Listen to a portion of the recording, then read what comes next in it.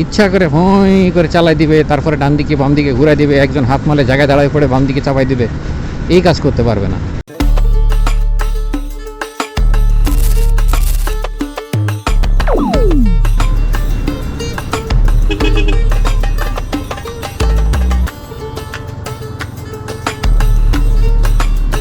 Private চালাচ্ছে না কি চালাচ্ছে, অটো চালাচ্ছে কোনটা, আবার সিগন্যালও দেওয়া রাখছে ডান দিকে।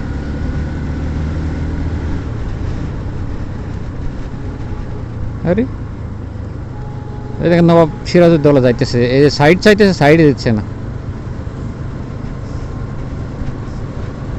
কত যে নবাব আছে রাস্তায়, ওরে সুবহানাল্লাহ মাশাআল্লাহ, এমনি তো নবাব না।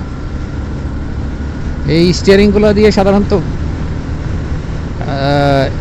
আমি বলবো যে এই ধরনের স্টিয়ারিংগুলো প্রত্যেকটা অটোরিকশা ইনস্টল করে দেওয়া উচিত।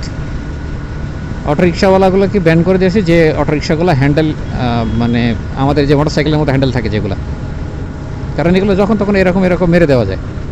কিন্তু ওই ধরনের হ্যান্ডেল থাকলে সহজে কেউ ইচ্ছা করে হই করে চালাই দিবে, তারপরে ডান দিকে বাম দিকে ঘুরাই দিবে, একজন হাত মালে জায়গায় দাঁড়ায় পড়ে বাম দিকে চাপাই দিবে, এই কাজ করতে পারবে না। আবার এই যে দেখছেন এইগুলা সবচেয়ে ভয়ঙ্কর হচ্ছে এইগুলা, খারাপ হয়ে যায়গা ভাই মার।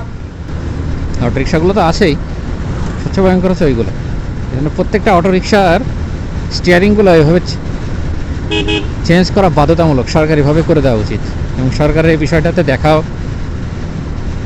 উচিত বলবো আমি মনে করি। কারণ যদি আমার এই ভিডিওটা সকলের সামনে যায়, আপনারা পারলে একটু শেয়ার দিবেন যেন সরকারের দৃষ্টিগোচর হয়, প্রত্যেকটা অটোরিকশাওয়ালার স্টিয়ারিং হুইল স্টিয়ারিং করে দেয়,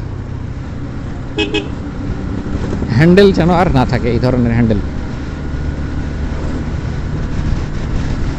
বাইরে হইতে হবে, ঝামেলা করতেছে অনেকক্ষণ ধরে, আর ডান দিকে সিগন্যাল দিয়েই রাখছে।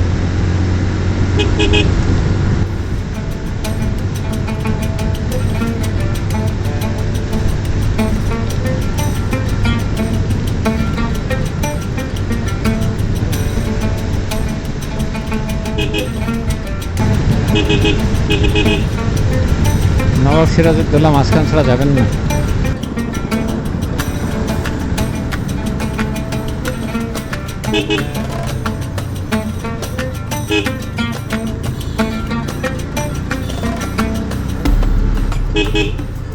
ও সেই সেই সেই,